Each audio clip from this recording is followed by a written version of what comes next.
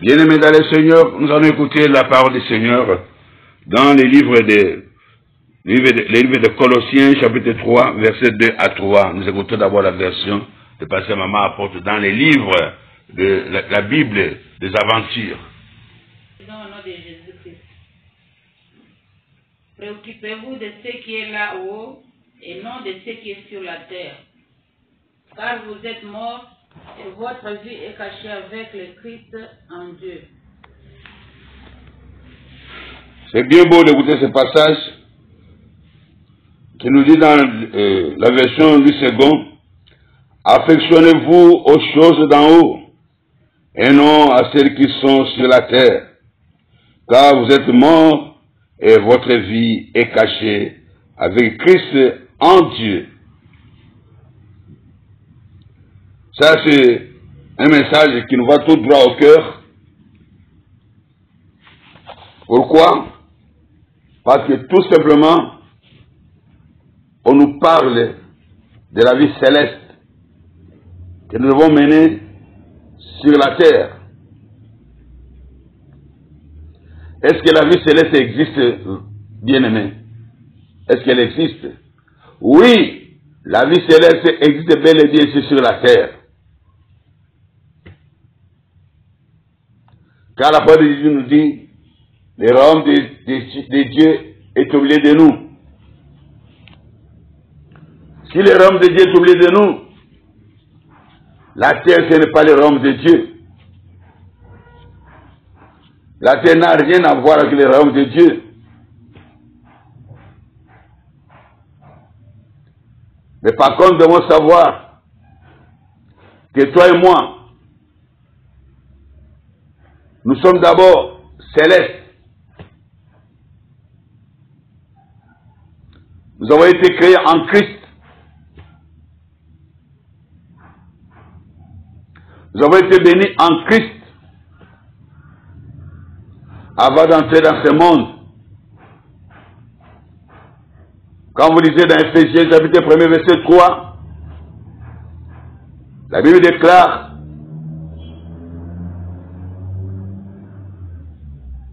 béni soit le Dieu de notre Père Jésus-Christ, qui nous a bénis de toutes sortes de bénédictions dans les lieux célestes en Christ. Vous lisez la suite. La Bible dit, il nous a élus avant la fondation du monde,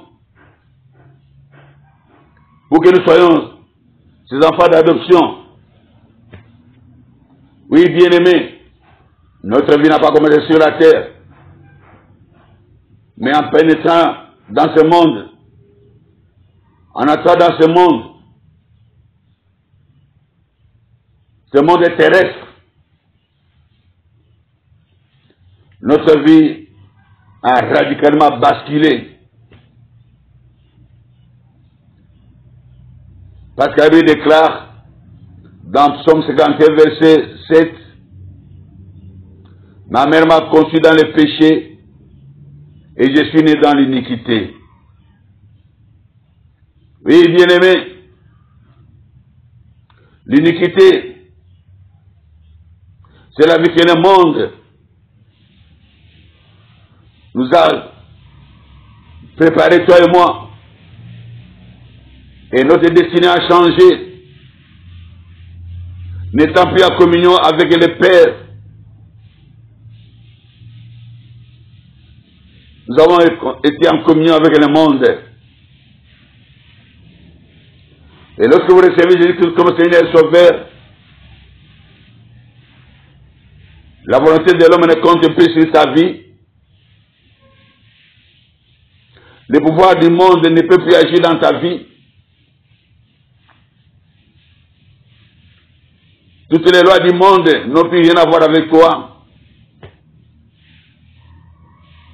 Parce que toi, tu es devenu céleste.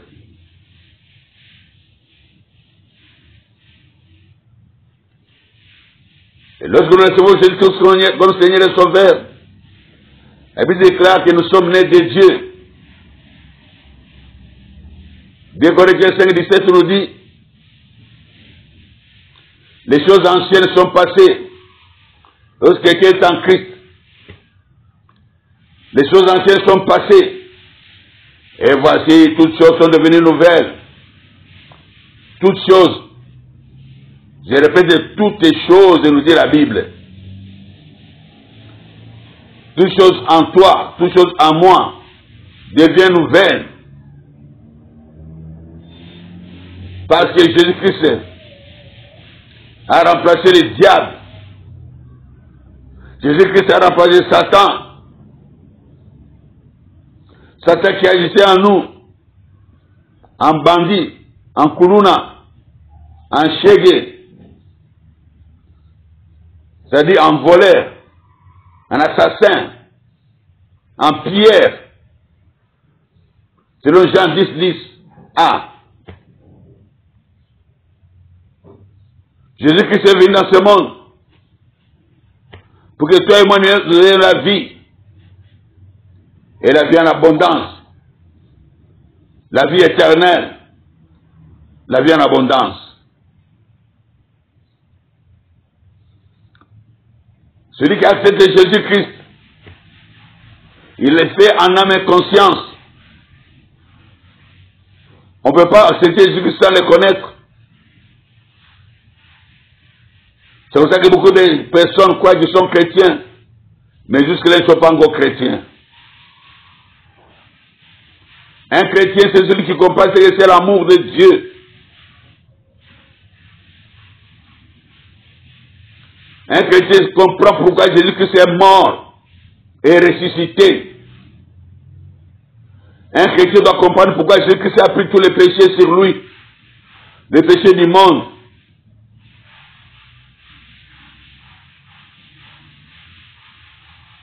Et si Jésus a fait cela, pour que personne ne puisse dire, c'est à cause de mes efforts que je suis sauvé, c'est à cause de mes capacités que j'ai réussi, c'est à cause de ma famille que je suis propulsé dans la vie, et je suis la tête. Non, bien-aimé, c'est par grâce que toi et moi nous sommes sauvés, nous dit la parole de Dieu. Et cela ne vient pas de quiconque de personne, mais ça vient tout droit de notre bien-aimé Jésus-Christ, le Seigneur, le ressuscité du 3e jour, l'homme de douleur, l'homme de Capernaum, Jésus de Nazareth, celui qui a quitté le ciel en se dépouillant de toute sa divinité pour devenir un simple homme et accepter de mourir sur la croix comme un brigand, afin que toi et moi, nous puissions voir la lumière, nous qui vivions dans les ténèbres. Voilà pourquoi la parole de Dieu nous dit ce matin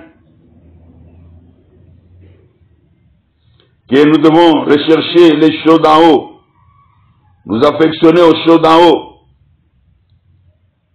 et non plus sur les choses de la terre.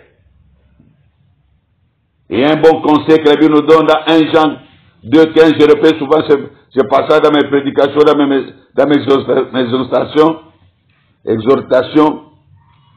Je dis toujours, n'aimez point le monde, ni les choses qui sont dans le monde, car si quelqu'un aimait le monde, l'amour du Père n'est pas en lui. Ah, bien-aimé, ce passage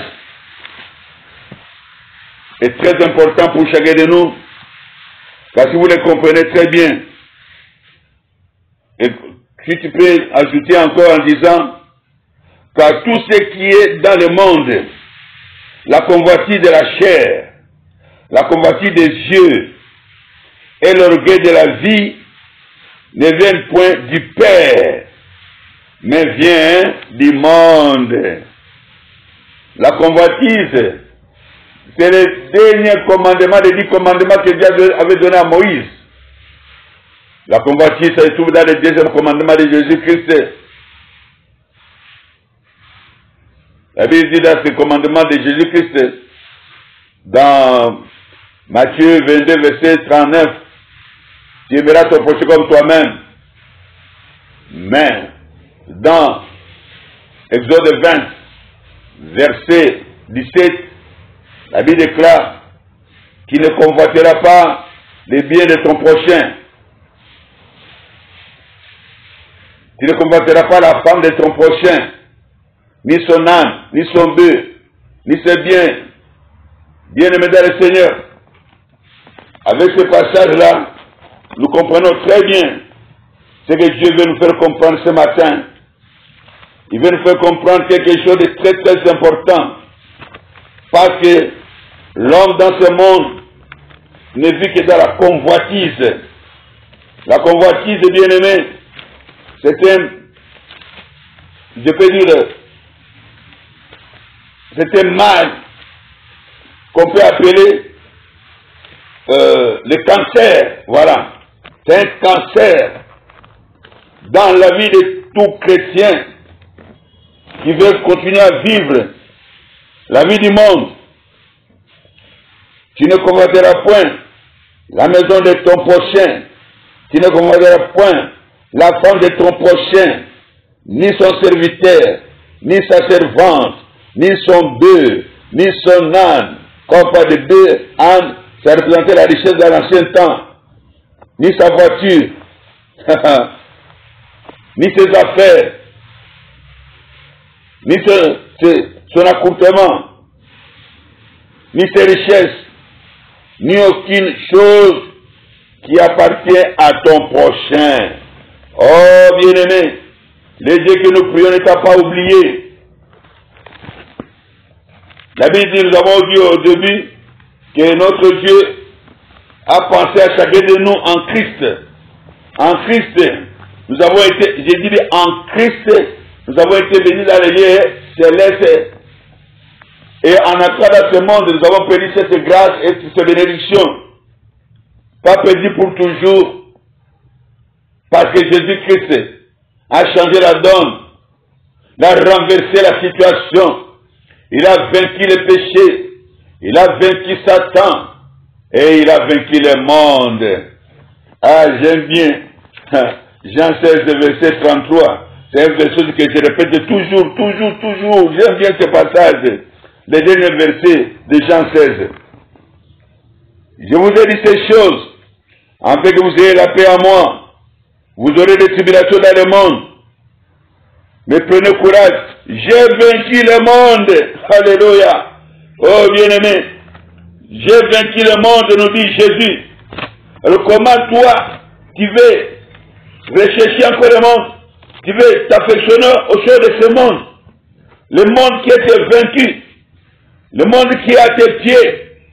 Oh, c'est malheureux. Comme c'est, nous voyons des gens capables de faire de grandes choses dans ce monde. Ils ont fait de grandes études. On les appelle même des sages, des gars hommes politiques. Comme vous le voyez comme un homme politique français, reconnu au monde entier, intelligent. Mais il y a quelques années, on l'a attrapé dans un hôtel aux États-Unis avec une femme de chambre. Bien-aimé dans le Seigneur, est-ce que vous pouvez comprendre quelque chose là-dessus? Lui qui est marié, lui qui a tout pour être heureux, il a voulu le monde et le monde l'a détruit. Aujourd'hui, on ne parle qu'à lui qu'au passé. Au passé composé, à l'imparfait. Écoutez, il est encore en vie. Il n'a pas perdu son intelligence. Il n'a pas perdu ses cheveux, ni sa jambe, ni ses yeux. Mais il a perdu tout. C'est un mort vivant. Il n'est plus crédible. Il a perdu la valeur humaine. il est maintenant considéré, il est mis au niveau des animaux. C'est un animal zoologique. Quand on va au zoo, on va voir quoi? Des chimpanzés. Je me rappelle, moi bien aimé, ça me fait triste de voir le passé de nos parents. Au temps colonial, avant l'indépendance, on amenait nos arrière-parents en Belgique et on les mettait dans des parcs d'attraction, dans des foires. Ils étaient vraiment des sujets de curiosité. Comme on regardait les lions, comme ça on regardait sur nos parents. Parce qu'à ce moment-là, l'homme blanc n'avait pas encore vu l'homme noir. Et l'homme noir était considéré comme un animal. Je me rappelle d'une histoire en Allemagne. Quand j'arrivais en Allemagne, on m'avait raconté une histoire qu'un Allemand raciste, vraiment raciste, il avait vu un enfant d'un noir traverser la route qui allait à l'école. Il a cogné ce noir-là. Et ce noir est mort sur le champ. Lorsqu'on l'a arrêté, on l'a posé pourquoi tu as tué cet enfant. On dit mais c'est un noir. Les noirs n'ont pas de valeur. C'est comme si j'ai tué un animal. Vous allez me faire quoi? Oh bien aimé, regardez ce qu'il avait comme en tête. Lui qui connaissait un homme qui peut civiliser, mais il se conduisait en animal de jungle, pas animal domestique, mais animal de forêt, de jungle. Et c'est à cela que le monde nous attire. La Bible déclare dans Jean chapitre 16, verset 33, cherchez premièrement le royaume de Dieu et sa justice, et le reste vous sera donné dans le monde. Ne convoitez pas les biens d'autrui. Vous avez vos bénédictions intactes. Quand vous êtes entré dans le monde, personne ne peut vous arracher ce que Dieu vous a donné. Satan ne peut que le prendre et le garder dans son congélateur. Hein? Oh bien-aimé, lorsque vous recevez Jésus comme Seigneur et Sauveur, retenez que vous recevez aussi le sang glorieux, le sang du mot Golgotha, le sang qui a coulé, le sang qui a tout changé. La Bible dit, l'homme qui a corps du sang de l'agneau. Oui, ce sang-là, ce sang-là, c'est ce sang qui est chaud. Moi, j'ai dit que le sang chaud, le sang de Jésus, c'est le sang chaud. Alléluia. Oh, quand le sang chante dans votre vie, ça vient décongeler les congélateurs de Satan. Alléluia. Et quand tu es décongelé, tu reprends. Alléluia. Personne ne peut, rien ne peut rester dans son congélateur. Tout doit sortir. C'est comme ça, bien aimé. Avec Jésus-Christ qui récupère toutes tes bénédictions. Avec Jésus-Christ qui récupère ton identité. Avec Jésus-Christ qui récupère ton étoile. Et que l'étoile commence à briller. Avec le sang de Jésus-Christ qui récupère ta destinée. Toi qui étais destiné à être chosifié. Toi qui étais destiné à être amené vie en lambeau. Toi qui étais destiné à être mendiant. Toi qui étais destiné à vivre une vie de souffrance, une vie de soucis. Toi qui étais destiné à vivre derrière les autres. Toi qui étais destiné à vivre célibataire. Toi qui étais destiné à vivre pauvre. Toi qui étais destiné à vivre dans la servitude. Toi qui étais destiné à regarder les autres avec envie. Toi qui étais destiné à ne rien comprendre de ce qui t'arrive. Toi qui étais destiné à te résigner dans ce monde, en menant une vie de médiocrité. Oh bien-aimé, le sang qui a le sang de l'agneau, le sang de Jésus-Christ qui coule dans ta vie. Alléluia. Oh bien-aimé dans le Seigneur, il y a un sang précieux, le sang de Jésus-Christ, le sang divin. Alléluia. Le sang qui n'a pas connu de péché, le sang sans tache, le sang du mot de oh bien-aimé, alléluia, qui a démystifié tous tes ennemis, qui n'ont plus aucun pouvoir sur ta vie. Sors de là où tu es. Mets-toi debout là où tu es. Fais comme l'enfant prodigue. Il dit, mon Père, alléluia, quand le sang glorieux, ouvre tes yeux, le sang glorieux enlève tout ce que l'ennemi a semé, alléluia, dans ta vie. Il n'y a plus d'alliance satanique, ni maléfique, ni familiale. Il n'y a plus de consécration parentale dans ta vie. Je te dis, il n'y a plus de condamnation pour ceux qui sont en Christ. Car tu es libre, bien-aimé. Tu es libre de marcher cette haute. Tu es libre de chercher Jésus-Christ. Tu es libre de chercher l'instruction en Jésus-Christ. Tu es libre de chercher la paix. Tu es libre de chercher la paix. Qu'est-ce que la Bible nous dit? Si vous me cherchez de tout votre cœur, je me laisserai trouver par vous. Oh, bien-aimé. Cherchez Jésus tant qu'il se trouve, tant que tu respires, tant que tu parles, tant que tu es conscient. Cherchez Jésus, parce que la vie que tu mènes, la vie de murmures, la vie de plaintes, ce n'est pas la vie d'un enfant de Dieu. Arrête cette vie-là. Jésus est vivant, Jésus est réel. Cherchez Jésus de tout ton cœur. Aime Jésus lorsque tu le trouves. Aime-le plus que tout autre dans ce monde. Matthieu 22, verset 37 nous dit: tu aimeras ton Dieu de tout ton cœur, de toute ton âme, de toute ta pensée. Aime-le, bien-aimé. Aime Jésus-Christ. Pourquoi t'affectionner aux choses d'en bas? En bas, il n'y a que la pourriture. En bas, il n'y a que les cochons qui cherchent la nourriture sur la terre. Mais toi et moi, bien-aimés, selon Colossiens 3, verset 2 à 3, recherchons, affectionnez-vous des choses d'en haut, et non celles qui sont sur la terre, car vous êtes morts. Oui, nous sommes morts pour ce monde, et votre vie est cachée en Christ. Lorsque nous recevons Jésus-Christ, nous mourrons avec Jésus-Christ. Le monde n'a plus de pouvoir. Le monde n'a plus d'influence sur notre vie. Parce qu'avec Christ, nous sommes morts avec lui. Et votre vie est cachée en Jésus-Christ. Jésus-Christ est ressuscité. Donc ta vie est ressuscitée aussi avec Christ. Lorsque Jésus-Christ est ressuscité, bien-aimé, son corps était devenu un corps céleste. Il pouvait passer à travers le mur.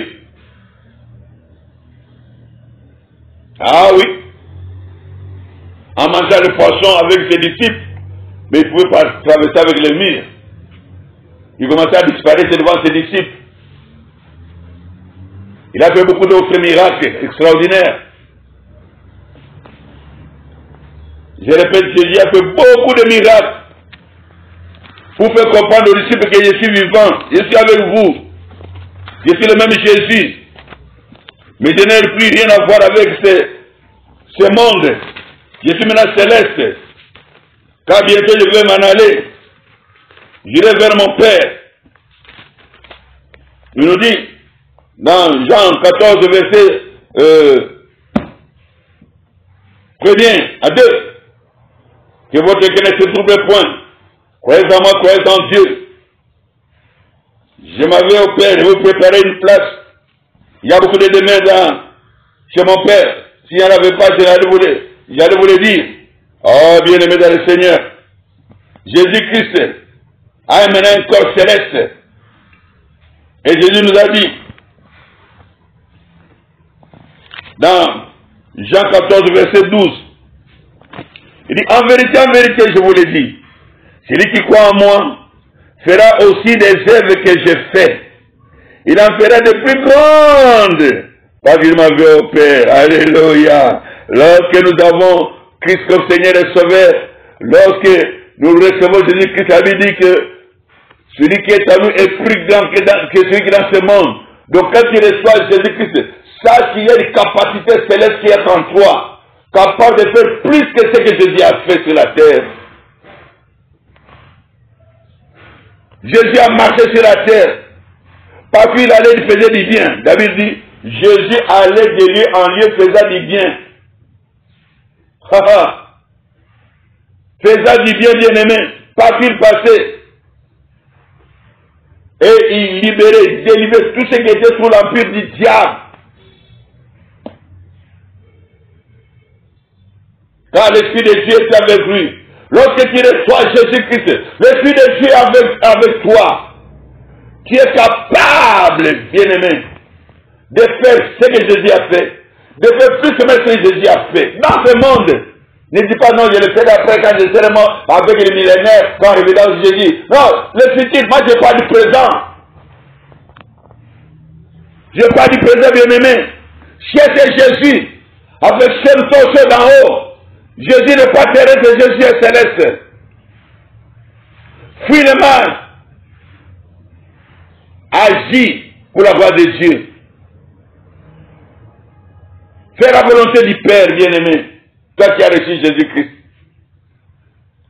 Sois toujours en accord avec la parole de Dieu.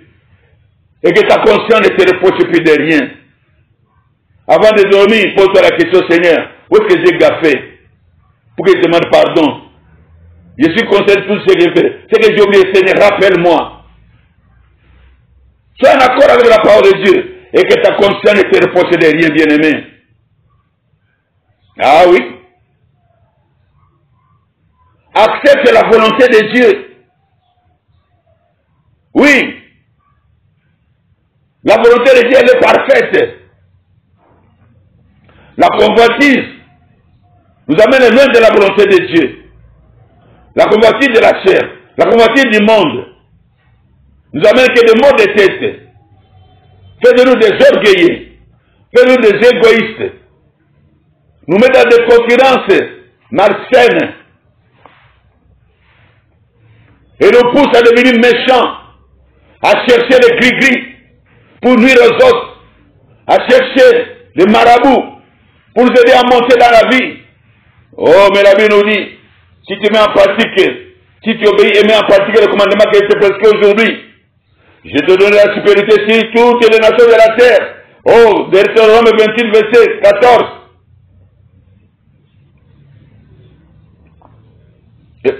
Chapitre 14 plutôt, au verset 1er. Mais le verset 2 nous dit, voici toutes les bénédictions qui seront ton partage lorsque tu obéiras à la voix de l'Éternel ton Dieu. Oui, on ne peut chercher dans le Seigneur, l'autre devient obéissant, l'autre accepte à obéir à Jésus, l'autre on accepte, mettre en pratique la parole, chercher dans la Bible, tu comprendras la volonté de Dieu, et tu feras des choses, comme la Bible nous dit, dans Marc 16, 17 à 18, voici les signes qui accompagneront. Les signes qui accompagneront. Ceux qui auront cru. Bien-aimé, quand tu crois en Jésus, voilà des miracles qui vont t'accompagner. Oh, bien-aimé, tu as tout intérêt à chercher Jésus, à t'affectionner aux choses célestes, pour que tu vois les conteneurs de bénédictions, de miracles qui se répandront sur toi. Tous les miracles venant de Dieu sont des bénédictions. Voici toutes les bénédictions qui se répandront sur toi. Voici tous les miracles plutôt. Voici tous les miracles qui t'accompagneront tout au long de ta vie. Tout au long de ta vie. Rien ne te sera impossible. Affectionne-toi à la parole de Dieu. Et tout te réussira. Oui. Quand tu fonctionnes à la parole de Dieu, tu me dis c'est pas au jour et nuit. Cherche, creuse dans la parole de Dieu, jour et nuit, avec ton cœur. Tu seras comme un arbre planté près de courants d'eau, qui ne verra jamais la sécheresse venir. Tes feuilles ne se flétriront point. Mais tout ce que tu as te prendra te réussira. Tout ce que tu as te prendra te réussira. Tout. Et cela au nom de Jésus-Christ.